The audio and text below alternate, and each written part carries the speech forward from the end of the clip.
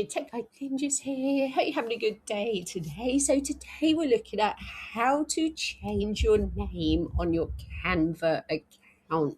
So whether you have a personal account or a team account, at some point you might decide you want to change the name on your account.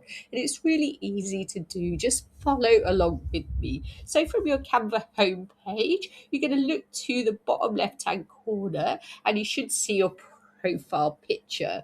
From there, you're going to click onto your profile picture. Then we're going to scroll up to where you see the gear icon, which is the settings. So you're going to click on there, and then your profile information will show up. And from here, right at the top, you should see the section that says name.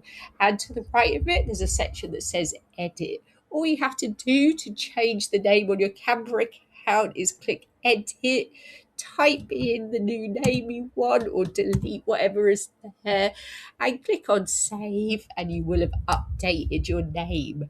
I hope that was helpful. Please like the video and subscribe. I will see you soon.